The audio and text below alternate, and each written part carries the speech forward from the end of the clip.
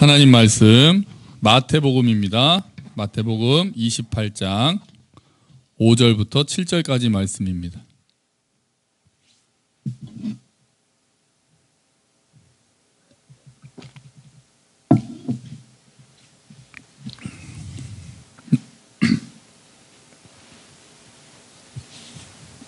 마태복음 28장 5절부터 7절까지 말씀이고요. 원래는 1절부터 20절까지 말씀 전부 다인데 오늘은 짧게 보도록 하겠습니다. 설교 제목은 두 가지 소식입니다. 마태복음 28장 5절부터 7절까지 말씀만 우리 한 목소리로 읽겠습니다. 천사가 여자들에게 말하여 이르되 너희는 무서워하지 말라. 십자가에 못 박히신 예수를 너희가 찾는 줄을 내가 아노라. 그가 여기 계시지 않고 그가 말씀하시던 대로 살아나셨느니라. 와서 그가 누우셨던 곳을 보라. 또 빨리 가서 그의 제자들에게 이르되 그가 죽은 자 가운데서 살아나셨고 너희보다 먼저 갈릴리로 가시나니 거기서 너희가 배우리라 하라. 보라, 내가 너희에게 일렀느니라 하거늘. 아멘. 할렐루야. 예수님께서 부활하셨습니다. 우리 가족들과 서로 인사합시다. 같이 영상 보고 드리는 가족들하고요. 예수님이 부활하셨습니다. 이렇게 서로 인사합시다. 인사하세요. 들은 사람도 예수님이 부활하셨습니다. 서로 인사해야 되는 거예요. 아쉽게도 우리 예배는 부활을 못했습니다. 우리 예배도 부활을 할 줄 알았는데요. 원래 우리가 3월 1일부터 예배를 같이 못 드렸거든요. 예배는 드렸죠. 예배는 드렸지만 모여서 예배를 드리지를 못했죠. 3월 1일. 그때만 해도 넉넉 잡아도 부활절에는 예배를 드리지 않겠나 이렇게 생각을 하고 있었는데 생각보다 사태가 빨리 나아지지 않고 지금 또 우리가 부활절인데도 다 같이 모이지 못하고 각 가정에서 영상으로 예배를 드리는 날이 오고야 말았습니다. 마음이 아픕니다. 빨리 이 시국이 지나가고 그래도 이제 30명 정도로 떨어졌잖아요. 그래서 이게 좀 계속해서 떨어져서 빨리 우리가 함께 모여서 얼굴과 얼굴을 맞대고 예배드리는 날이 속히 오기를 우리가 함께 기도해야 되겠습니다. 부활절은 기독교 최대의 명절입니다. 여러분 4월 30일이 무슨 날인지 아세요? 올해 4월 30일? 현우야 무슨 날인지 아니? 4월 30일? 그 중요한 날인데 4월 30일이 부처님 오신 날이에요. 이런 노는 날은 우리가 다 쉬는 날은 다 알고 있어야죠. 4월 30일이 부처님 오신 날이에요. 그러니까 다른 종교들도 창시자들이 있잖아요. 그래서 창시자들이 있고 그 창시자가 이 땅에 온 날을 기념하는 날은 다른 종교에도 다 있단 말이에요. 우리도 성탄절이 있듯이 예수님께서 오신 날이 있듯이 부처님 오신 날도 우리가 명절로 지킨다. 명절이라고 하나요? 우리가 공휴일로 지킨단 말이에요. 하지만 부활절에만 있는 날이 있는 거죠. 그게 뭡니까? 바로 부활절에만 있는 날이 아니죠. 기독교에만 있는 날이 있는 거죠. 그게 부활절인 거예요. 부활절. 다른 종교에는 없고 우리에게만 있는 것, 그게 바로 부활입니다. 예수님께서는 죽음을 이기시고 부활하셨습니다. 오늘 비록 모여서 예배드리지는 못하지만 각 가정에서 부활을 축하하고 우리의 상황도 부활의 기쁨으로 가득 차게 되기를 축원합니다. 그러니까 오늘 점심이든 저녁이든 오늘은 맛있는 거 드세요. 좀 크게 쏘세요. 크게 쏘셔가지고 부활절인데 부활주일은 그래도 맛있는 거 먹어야 됩니다. 힘있게 먹고 기뻐하는 잔치를 각 가정에서 여시기 바랍니다. 자, 여러분 괌에 가보신 적 있으세요? 괌에 가보신 분이 계실까요? 네, 저도 못 갔습니다. 괌에는 못 갔고요. 괌에 가면 관광지 중에 이런 동굴이 있다고 합니다. 동굴이요? 네, 동굴이에요. 이 동굴 이름이 요코이 동굴이에요. 요코이 동굴. 요코이 동굴이 뭐냐 하면은 사연이 있어요. 이곳에 요코이라는 사람이 살았기 때문에 요코이 동굴이에요. 요코이 슈이치라는 일본 사람이 이곳에서 30년 가까이 살았습니다. 30년 가까이요. 그 사연이 뭐냐 하면은요. 이 요코이 슈이치라는 사람은 일본 군인이었어요. 그래서 1944년에 그 2차 대전 거의 끝날 때잖아요. 괌으로 배치를 받은 거예요. 후방으로. 배치를 받아가지고 전쟁을 막 이렇게 지령을 받고 하다가 그냥 45년에 일본이 항복했잖아요. 그런데 그 항복한 소식을 못 들은 거예요. 이 사람이. 그 소식을 못 듣고 계속 숨어서 전쟁을 하면서 전쟁도 못했죠. 계속 숨어서 살았던 거예요. 몇 년 동안요? 28년 동안. 그래가지고 72년에 발견이 됐대요. 이런 모습으로 발견이 됐습니다. 그러니까 이거는 그래도 좀 나을 때 모습이고요. 처음에 발견됐을 때는 옷이 다 28년 동안 입었으니까 옷도 다 해지잖아요. 그래서 나뭇잎을 가지고 그 옷을 만들어서 하고 밤마다 몰래 동굴에서 나와가지고 그러니까 그 동굴도 한 명 들어갈 수 있는 정도 크기였대요. 그래가지고 그 밤에 나와가지고 먹을 거 잡고 먹을 거 잡아서 먹고 막 그런 식으로 살아왔다는 거예요. 이 사람이. 너무 좀 불쌍하지 않아요? 그러니까 그 소식을 45년도에 그 소식을 일찍 들었으면 45년도에 그 일본이 항복하고 그 소식을 못 듣고 사다가 나중에는 그거를 알았대요. 알았는데도 잡혀갈까 봐 두려워서 거기 계속 숨어서 살았다고 그러더라고요. 원래는 셋이서 그렇게 살다가 나중에는 그 두 사람은 홍수에 떠내려가 가지고 8년을 혼자서 살았답니다. 아주 그냥 그래서 그 발견됐을 때가 그러니까 58인가 그랬다고 하니까요. 20살 때 가가지고 28년을 그렇게 30살쯤 가서 28년을 그렇게 보냈다고 하는 거죠. 45년에 일본이 항복했다는 소식을 바로 듣고 그때 같이 항복했더라면 그 30년이라는 세월을 이렇게 버리지 않았을 거잖아요. 그러니까 소식을 듣는 게 중요해요. 소식을 듣는 것도 중요한 거예요. 우리가 뉴스를 잘 보고 살아야 돼요. 어떤 소식을 몰라서 못하는 경우가 우리가 있잖아요.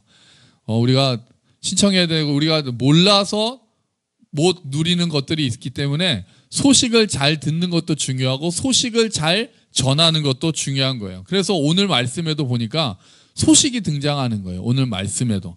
오늘 말씀에 나타나는 소식은 무슨 소식입니까? 부활 소식입니다.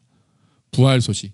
예수님이 십자가에 돌아가신 다음 날은 안식일이었어요. 그러니까 금요일에 돌아가셨으니까요. 지금으로 따지면 안식일이었기 때문에 사람들이 다 이제 아무것도 안 합니다. 그리고 나서 28장 1절에 보면 안식일이 지나고 안식일 후 첫날, 안식 후 첫날. 그래서 우리 지금 이제 주일이 되는 거죠. 토요일이 안식일이니까요. 주일 새벽에 여자들이 마리아와 또 다른 마리아, 막달라 마리아와 또 다른 마리아가 예수님 시신에 향유를 바르기 위해서 예수님 무덤으로 찾아갑니다.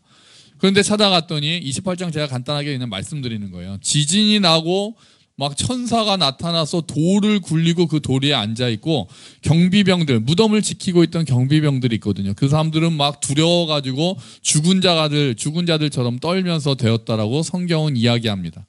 그럼 여자들도 막 놀라서 죽은 사람처럼 엎드렸겠죠? 천사가 무덤을 찾아왔던 여인들에게 너희는 와서 봐라. 그가 누우셨던 곳을 보라. 그가 살아나셨다라고 예수님의 부활 소식을 전해요. 천사가 처음에 부활 소식을 가지고 있다가 여자들에게 전해주는 겁니다. 부활 소식을 여자들에게 전해주면서 뭐 하라고 그럽니까? 가서 말해라. 누구에게요? 제자들에게 가서 말하라고 이야기합니다. 가서 제자들을 갈릴리로 오라고 해라. 예수님이 전에 말씀하셨듯이 예수님께서 갈릴리로 가실 테니까 갈릴리로 오라는 소식을 제자들에게 전하라 라고 그 천사가 여자들에게 말합니다. 그 여자들이 가다가 예수님도 나타나세요. 예수님도 나타나셔서 제자들에게 갈릴리로 오라고 전해라 라고 말씀하시는 거죠. 지금 제자들은 어디에 있습니까? 제자들은 예루살렘에 있습니다. 예루살렘에 모여 있어요. 그런데 두려워서 덜덜 떨면서 모여 있습니다. 왜요? 자기들이 따르던 예수님이 너무 허무하게 죽으셨거든요. 자기들이 볼 때는.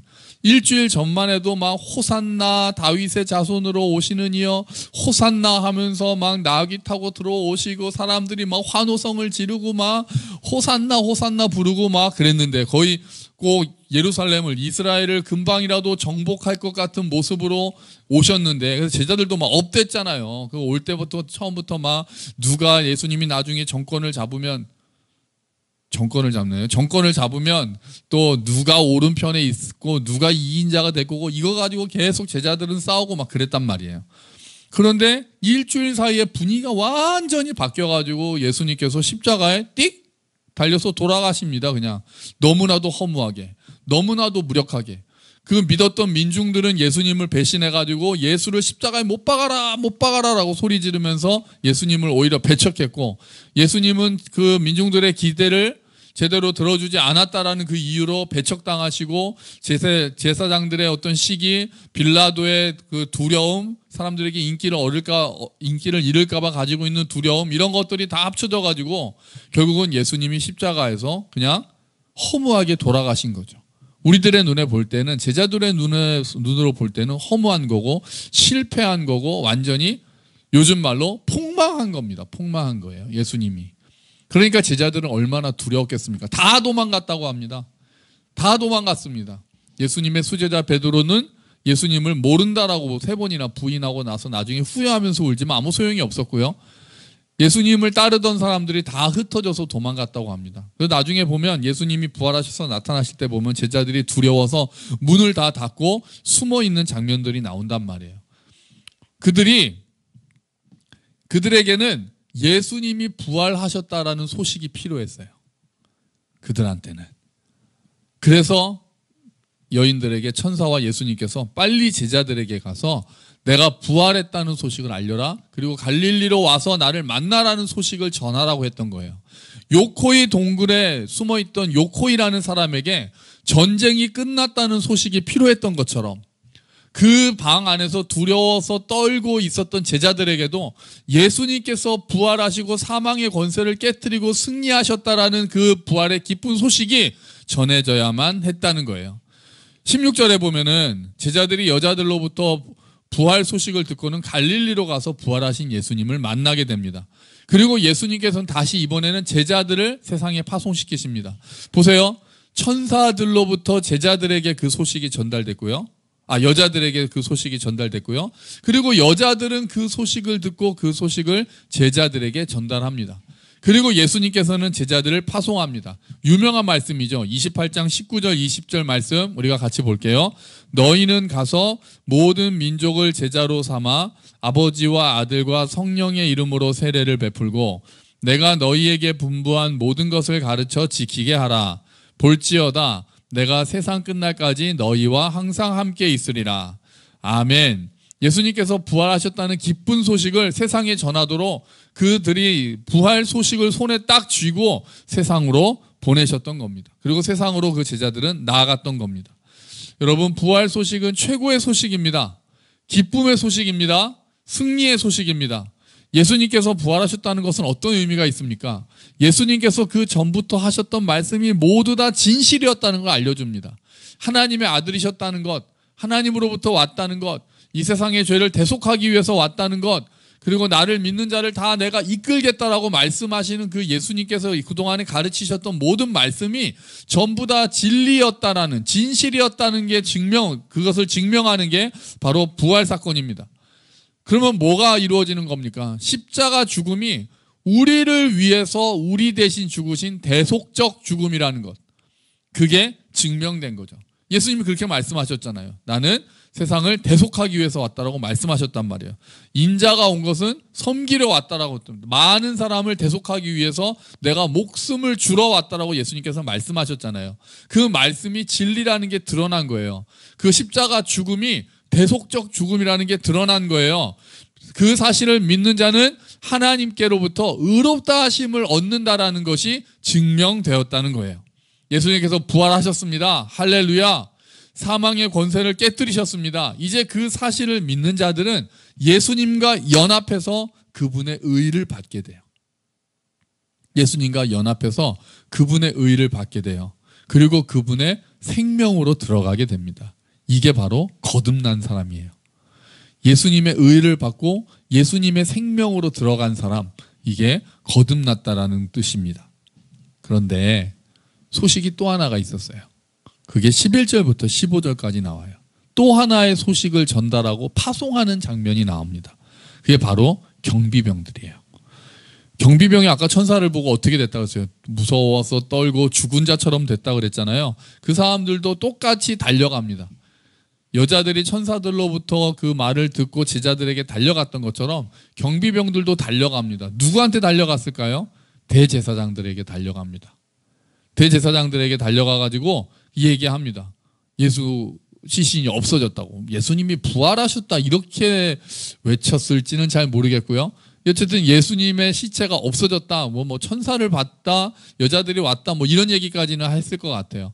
그랬더니 대제사장들이 경비병들에게 어떻게 합니까? 돈을 주면서 이 일이 밖으로 알려지면, 예수님의 시신이 없어졌다라고 그런 사실이 알려지면 굉장히 큰 또 소요가 일어날까 봐 걱정되니까 돈을 주면서 예수의 제자들이 와서 시신을 훔쳐갔다라고 전하라라고 그 사람들을 시킵니다. 그래서 경비병들이 돈을 받고 돌아다니면서 시신을 도둑 맞았다, 제자들이 예수의 시체를 훔쳐갔다라고 막 소문을 냅니다. 그 소문이 이 성경을 쓸 때만 해도 많이 퍼져 있었던 것 같아요. 그래서 마태가 이 말씀을 쓰면서 그 소식이 아직까지도, 오늘날까지도 유대인 가운데 두루 퍼졌다라고 성경 마태복음에서 이야기하고 있는 겁니다. 그러니까 그날 두 가지 소식이 있었던 거죠. 두 가지 파송도 있었던 거예요. 한 가지 소식은 예수님께서 부활하셨다는 소식이었어요. 또 한 가지 소식은 부활은 없었다는 소식이었어요. 시체를 도둑 맞았다는 소식이었어요. 두 소식이 다 옳을 수는 없었어요. 하나가 참이면 하나는 거짓인 거죠. 하나가 진리고 또 하나는 거짓인 거예요. 지금도 이 두 개의 소식은 싸우고 있습니다. 한쪽에서는 과학과 이성의 이름으로 부활이라는 것은 없다라고 이야기합니다. 그건 불가능하다라고 이야기합니다. 그 사람들은 자기들이 의도한 건 아니지만 이 경비병들의 후회라고 볼 수도 있을 거예요. 그 사람들이 볼 때에는 그 부활은 있을 수가 없는 일인 거잖아요. 그죠? 보통 사람들이, 믿지 않는 사람들이 볼 때는 부활이라는 건 있을 수가 없는 거예요. 그 사람들은 뭐라고 이것을 해석합니까? 크게 세 가지가 있거든요. 하나는 기절설이에요. 예수님께서 죽으신 게 아니라 기절했을 뿐이었다. 십자가에서 기절했을 뿐이었다가 무덤에 딱 그 동굴에 딱 갇히니까 거기서 깨어났다는 거예요. 예수님이 이러면서 일어났을 거 아니에요. 또 막 창에도 찔렸는데 그 일어나서 그 돌을, 아니면은 또 돌을 옮기는 게 안 되니까 제자들의 비밀 통로를 파놨을 거다라고 이야기하는 사람도 있어요. 아주 소설을 씁니다. 소설을 써요. 그렇게 해서 어쨌든 동굴을 빠져나갔다는 거예요. 군인들의 말처럼, 또 두 번째는 도적설이에요. 군인들의 말처럼 진짜 제자들이 예수님의 시체를 이렇게 훔쳐가지고 놓고 그리고 부활했다라고 거짓말한 거다라는 그런 또 그런 주장들이 있었어요. 근데 이거 둘 다 일단은 말이 안 되죠. 왜요? 제자들이 그 다음에 어떻게 했으니까요. 그 사실에 목숨을 걸었으니까요. 자기들이 만든 거짓말을 위해서 제자들이 그렇게 돌변하고, 그 전에는 막 숨어있던 사람들이 목숨을 걸고 예수님이 다시 사셨다, 예수님이 부활하셨다라고 이렇게 외치고 다니는 것은 이런 두 가지 말로는 설명이 안 되는 거예요. 그죠? 그래서 세 번째 가설이 나왔어요. 그게 뭐냐면 환각설이에요. 그러니까 제자들이 헛것을 봤다는 거죠. 예수의 유령을 보고 진짜 부활했다라고 자기들은 믿었다는 거예요. 근데 성경을 보면 나중에 500명이 넘는 사람이 일시에 봤다고 합니다. 그 수백 명의 사람이 예수님을 진짜로 똑같이 부활하신 예수님을 보고 거기에 목숨을 걸고 그렇게 했다는 것은 믿어집니까? 이게 너무 제자들을 무시하는 그런, 부활을 안 믿겠다라고 아예 각오를 딱 하고 나는 그걸 못 믿어라고 하고 어떻게든 꿰맞추려고 하다 보니까 뭐 기절했다가 일어났네, 도둑 맞았네, 아니면 뭐 환각에 빠졌네, 이런 이야기들을 하는 거 아닙니까?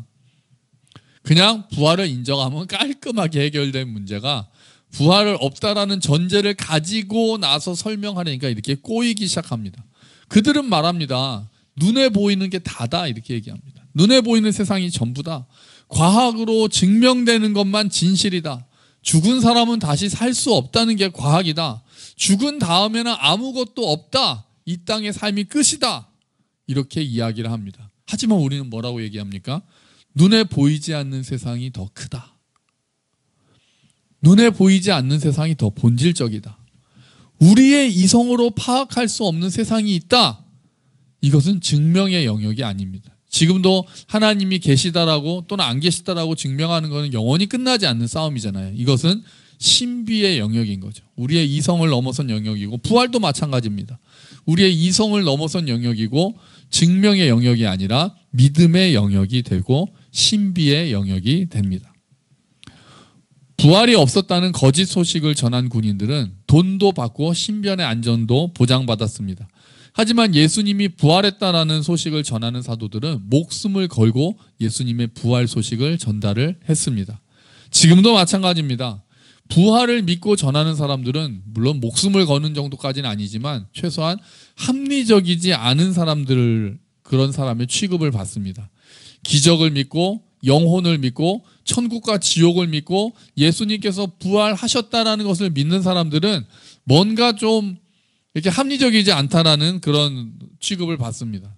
몇 년 전에 제가 예전에 다니던 회사 그 후배들을 만났는데 뭐 이런 얘기 저런 얘기 하다가 뭐 그런 얘기가 나왔단 말이에요. 병을 고치는 기적이 있다 없다 이런 얘기가 나와서 저는 당연히 믿는다고 했죠. 병 고침이 당연히 있다. 그러니까 병을 고친다고 해서 100% 모든 병을 고치는 건 아니지만 병이 낫는 기적, 기도를 통해서 또 치유의 은사를 통해서 병이 낫는 기적이 있다. 제가 그냥 당연하지. 제가 기독교인인 걸 알았단 말이에요. 그 친구들이. 그러니까 당연히 내가 그걸 믿는다는 걸, 제가 그걸 믿는다는 걸 알고 있을 줄 알았거든요. 그랬는데 제가 그걸 말했더니 깜짝 놀라는 거예요. 아니 팀장님도 그런 걸 믿으시냐고. 그래서 당연하지, 나는 기독교인인 거 니네 알잖아 그랬더니 그런 거 안 믿는 기독교인인 줄 알았다는 거예요. 그런 걸 안 믿는. 그러니까 합리적인 기독교인인 줄 알았다는 거예요. 그러니까 사랑을 이야기하고 예수님의 사랑을 이야기하고 뭐라고 할까요? 그냥 그런 기독교인인 줄 알았대요. 합리적일 줄 알았대요. 근데 그런 뭐 기적, 치유, 그러니까 아마 걔네들은 제가 부활을 믿는다 그래도 깜짝 놀랐을 거예요. 그 친구들은. 어떻게 그런 걸 믿냐고. 그냥 서로 사랑하라 이런 거를 믿는 게 기독교, 바른 기독교 아니냐. 희생해라, 사랑해라. 아니죠. 기독교가 사랑하라는 게 핵심인 건 맞지만 그거는 예수의 부활을 믿고 우리가 죄 사함을 받고 거듭났다라는 걸 전제한 다음에 그 사람들이 따르는 삶인 거죠. 그게 예수님의 삶인 거죠. 예수님이 위대한 사랑을 전하신 분인데 안타깝게도 십자가에 달려서 오해받아서 죽으신 분입니까? 아니죠. 그분은 우리의 죄를 대속하기 위해서, 구속하기 위해서, 구원하기 위해서 십자가에 죽으신 분이고, 그리고 더 중요한 것은 다시 살아나신 분이란 말이에요. 할렐루야. 아멘. 우린 그걸 믿는 거예요. 우리는 예수님의 부활을 믿는 거예요. 기적을 믿는 거예요. 눈에 보이지 않는 그 본질적인 세상, 영의 세계를 믿는 거예요. 그게 우리 그리스도인들이란 말이에요. 사도들은 부활 소식을 들고 세상으로 나갔습니다. 목숨을 걸고요. 왜요? 부활하신 주님을 만났기 때문이었어요. 그냥 부활하신 주님을 만났으니까요. 그 주님께서 땅끝까지 이르러 내 증인이 될 것이다 라고 말씀하셨기 때문에 그 사도들은 목숨을 걸고 나가서 예수님이 부활하셨다 라고 강력하게 전했습니다. 자기들이 보고 들은 바를 말하지 않을 수가 없었기 때문입니다. 예수님이 부활하시고 나니까 그 전에 들었던 말씀이 다 해석이 다 되기 시작했습니다.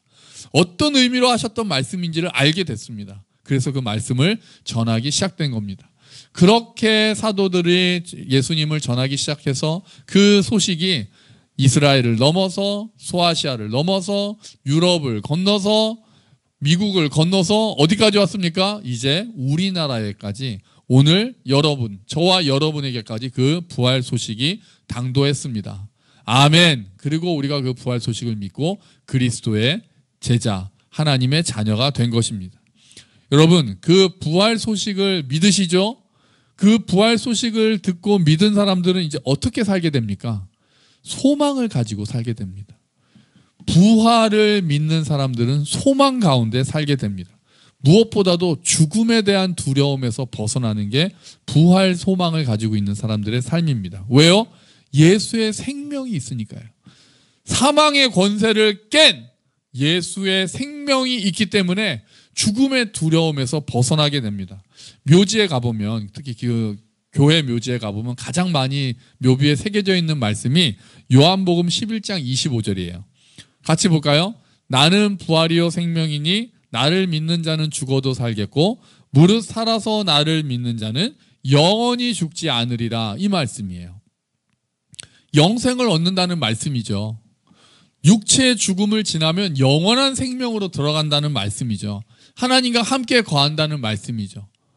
이런 소망을 가지고 죽음에 대해서 이제 두려워하지 않는 거예요. 바울은 뭐라고까지 얘기합니까? 내가 이 육체를 떠나서 주와 함께 거하는 게 더 좋다라고, 오히려 정말 그 죽음 이후를 사모하는 듯한 모습을, 너무 예수님을 사랑해서 정말 육체로 예수님을 이제 육신으로 부활해서 예수님을 다시 만나고 싶은, 천국에서 예수님과 거하고 싶은 그 마음이 너무 강렬해서 차라리 내가 주님과 함께 거하는 게 더 낫다라고까지 이야기를 해요.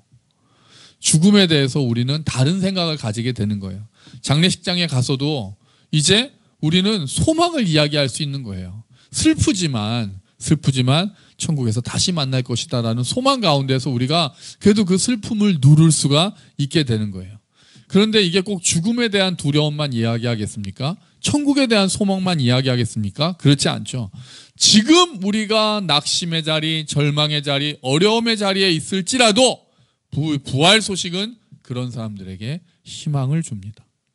죽음을 이기시고 부활하신 예수님께서 지금 우리와 함께 계심으로 우리도 이 어두움을 이길 수 있다는 것을 믿게 되는 겁니다.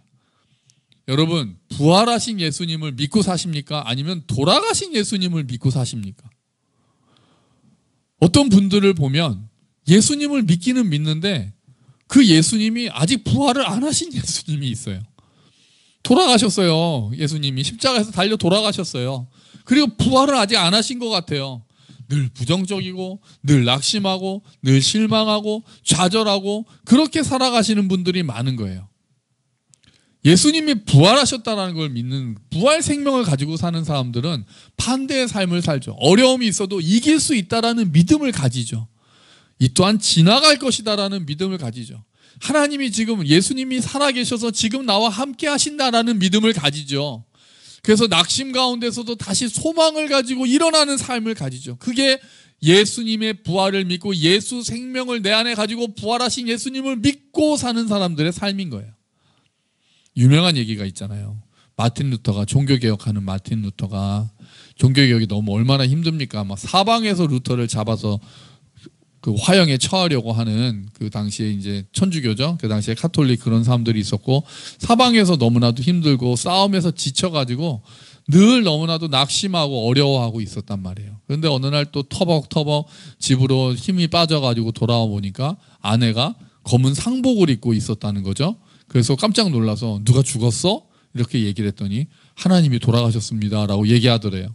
그래가지고 막 화를 냈죠. 어떻게 하나님이 돌아가신단 말이요? 이렇게 화를 냈더니 그 아내가, 지혜로운 아내죠. 그런데 하나님이 살아계시다면 당신은 왜 이렇게 낙심하고 계십니까? 라고 이야기를 했다는 거죠.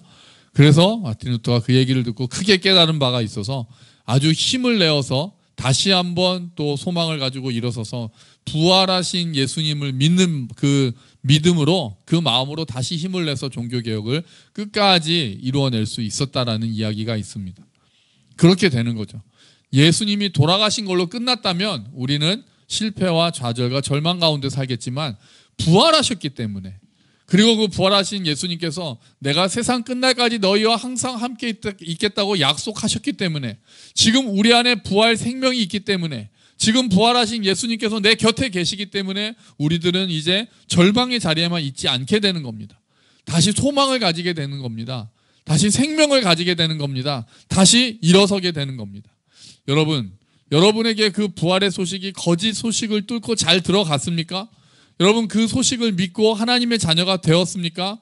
아멘. 아멘입니까? 아멘. 그렇다면 우리 안에는 부활 생명이 있습니다. 그 생명으로 사는 사람들은 이제 믿음으로 삽니다. 어려운 가운데서 소망을 잃지 않고 삽니다. 그리고는 더 나아가서 아직도 죄와 사망의 권세에서 요코의 동굴에서 살고 있는 사람들에게 그 기쁨의 부활 소식을, 전쟁이 끝났다는, 전쟁이 다 끝났다는 기쁨의 부활 소식을 전하게 됩니다. 예수님께서 제자들을 보내셔서 우리에게 그 소식이 전달된 것처럼 우리도 그 기쁜 부활 소식을 듣고 세상으로 나가게 되는 겁니다. 지금 전 세계적으로 코로나 때문에 어두운 상황입니다. 하지만 오늘이 부활주일이잖아요. 그 어둡기 때문에, 세상이 어두움이 있을 때 정말 작은 빛이라도 훨씬 더 역할을 하는 것처럼 오늘 부활주일 예수께서 부활하셨다는 것을 선포함으로 우리가 이 어두움을 이길 수 있다는 것을 선포합니다. 더더욱 부활의 기쁨이 선포되어야 합니다. 그리고 부활의 능력으로 살아야 됩니다. 여러분, 부활의 생명이 우리 안에 넘쳐나기를 축원합니다. 부활의 기쁨이 넘쳐나기를 축원합니다. 그리고 부활의 능력으로 힘있게 하루하루를 살아가시는 저와 여러분이 되시기를 주의 이름으로 축원합니다. 아멘. 우리 주어진 말씀 놓고 같이 기도하겠습니다. 하나님 아버지 감사합니다. 주님, 예수께서 부활하셨습니다. 주님, 예수께서 승리의 부활을 보여주셨고 생명의 부활을 보여주셨습니다. 그리고 우리 또한 그 예수님과 연합하여 함께 부활했습니다. 주님, 그 소식 우리에게 잘 도달했습니다. 부활의 소식이 거짓 소식을 뚫고 우리에게 왔고 우리가 그 소식을 믿음으로 하나님의 자녀가 되었습니다. 주여, 이제 우리가 그 부활 생명으로 사는 우리가 되게 하여 주시옵소서. 낙심을 뚫고 일어서게 해주시고 어두움을 뚫고 일어서게 해주시고 그 부활 소식을 아직도 어두운 동굴 가운데서 사는 사람들에게 전하는 삶이 될 수 있도록 주여 은혜를 베풀어 주시옵소서. 감사합니다. 주님이 모든 말씀 예수 그리스도의 이름으로 기도합니다. 아멘.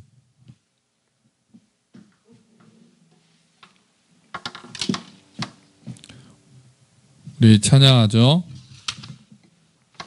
주 하나님 독생자 예수, 우리 함께 찬양하겠습니다.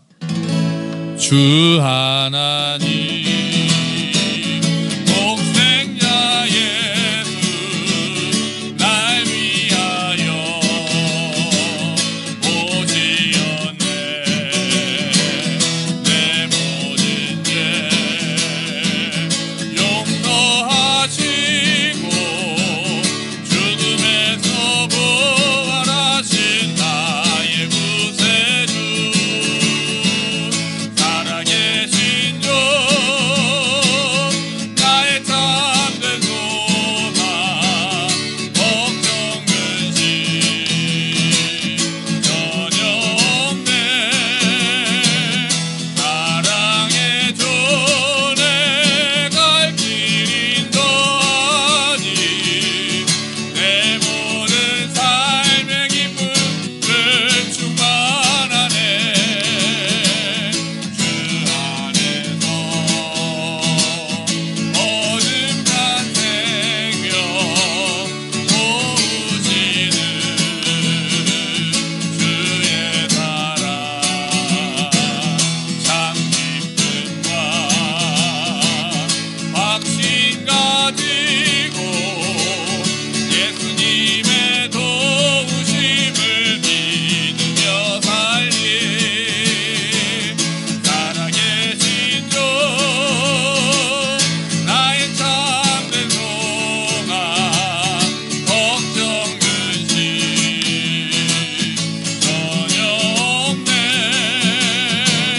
사랑의 주 내 갈 길인 더하니 내 모든 삶의 기쁨들 충만하네. 그 언젠가 주 뵐 때까지 주를 위해 싸우리라. 승리의 길 멀고 험해도 주님께서 나의 앞길 지켜주시니. 살아계신 주 나의 참된 소망 걱정 근심 전혀 없네. 사랑의 주 내 갈 길인 더하니 내 모든 삶의 기쁨을 충만하네.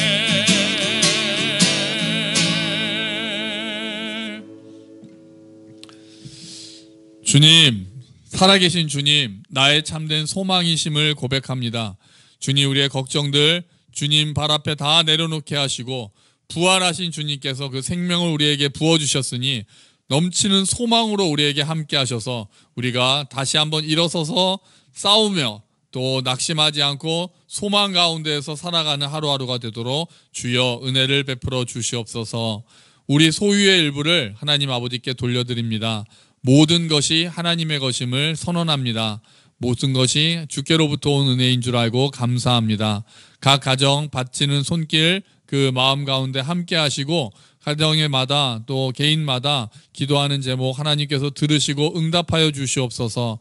여러 가지 어려운 일들, 어려운 시간이 계속되면서 우리 지체들의 어려움 또한 가중되고 있습니다. 주님 그 신음소리에 귀를 기울여 주시고 그 기도 제목에 하나님께서 응답하셔서 각 가정마다 감사 제목이 다시 한번 넘쳐날 수 있도록 주님 위로하시고 인도하여 주시옵소서. 또 이것이 귀하게 잘 쓰여서 부활 생명을 전하는데 잘 사용되도록 주님 은혜를 베풀어 주시옵소서. 이제는 우리 주 예수 그리스도의 은혜와 하나님 아버지의 크신 사랑과 성령 하나님의 함께 하심이 정말 예수께서 부활하셨다라는 그 기쁜 소식을 받고 그 소식을 믿고 예수를 주와 구세주로 영접함으로 부활 생명을 얻은 그것을 감사하며 오늘 이 땅에서 부활 생명으로 살고 그 소식을 또한 아직도 어둠 가운데 있는 사람들에게 전하며 소망 가운데 살기를 소원하고 결단하는 우리 모든 믿음의 식구들 머리 위에 그리고 가정 위에 교회 위에 아직도 어둠 가운데 있는 이 많은 사람들 머리 위에 지금부터 영원까지 함께 하시기를 간절히 축원하옵나이다. 아멘.